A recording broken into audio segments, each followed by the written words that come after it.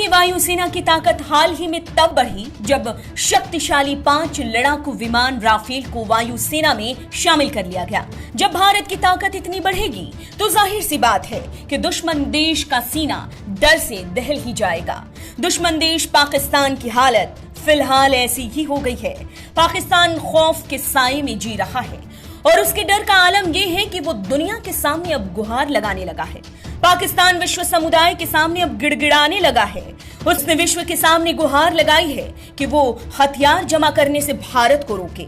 उसने कहा कि ऐसा करने से दक्षिण एशिया में हथियारों की होड़ शुरू हो सकती है। इस बारे में और जानें उससे पहले अगर आपने चैनल सब्सक्राइब नहीं किया है तो चैनल सब्सक्राइब कर लें। बेल आइकॉन दबाना बिल्कुल न भूलें। वीडियो पसंद आए तो लाइक करें, कमेंट करें और शेयर करें। बीते गुरुवार को पाकिस्तान के विदेश मंत्रालय ने विश्व समुदाय के सामने कहा कि अपने परमाणु हथियारों की संख्या के साथ ही अपनी गुणवत्ता दोनों को ही भारत बढ़ाता जा रहा है। पाकिस्तान के विदेश मंत्रालय की प्रवक्ता आयशा फारूकी ने कहा कि ये बेहद परेशान करने वाला है। अपनी जरूरत से ज्यादा सैन्य क्षमता भारत लगातार जमा कर रहा है। उन्होंने कहा कि पाकिस्तान के लिए भी ये शुभ संकेत नहीं है। इस पर अंतर्राष्ट्रीय समुदाय को ध्यान देना चाहिए। दूसरा सबसे बड़ा हथियारों का आयातक देश अब भारत बन गया है, जो दक्षिण एशिया में रणनीतिक स्थिरता पर बुरा असर डाल रहा है। जानकारी दे दी कि बीते बुधवार को 5 राफेल विमान अंबाला एयरबेस पर उतारा गया। वायुसेना प्रमुख air chief marshal RKS Bhadauria भी ऐसे मौके पर वहां मौजूद रहे। आपको बता दें कि ये 5 विमान फ्रांस से आने वाली 36 राफेल विमानों की पहली खेप है। इस खेप के भारत आते ही भारतीय वायुसेना की शक्ति कई गुना बढ़ गई, जिसके बाद से पाकिस्तान की बौखलाहट इस कदर बढ़ गई कि वो विश्व के सामने अनर्गल बातें कर रहा है। जो आतंकियों को इकट्ठा करता है और उन्हें पालता पोषता है, वो भी भारत के खिलाफ।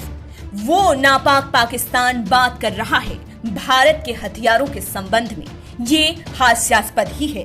विमानों की भारत में लैंडिंग के कुछ समय बाद पाकिस्तान ने इस तरह की प्रतिक्रिया दी है। हालांकि चीन की तरफ से अभी तक इस बारे में कोई प्रतिक्रिया नहीं दी गई है। रक्षा मंत्री राजनाथ सिंह ने भारत आए इन नए और पावरफुल राफेल विमानों का स्वागत किया और कहा कि राफेल विमान भारतीय वायुसेना की आवश्यकताओं को हर तरह से पूरा करते हैं। उन्होंने कहा कि एक नए युग की शुरुआत है ये राफेल लड़ाकू विमान।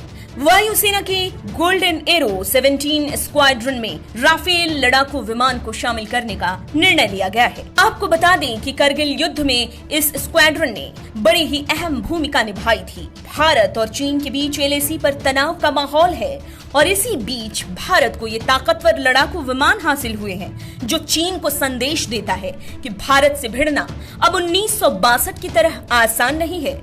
उत्तर भारत के बेस पर ही दुश्मन पर जोरदार घात करने वाले इन राफेल की तैनाती की जा रही है, ताकि मुश्किल परिस्थिति में दुश्मन को चौंकाया जा सके और मजा चखाया जा सके।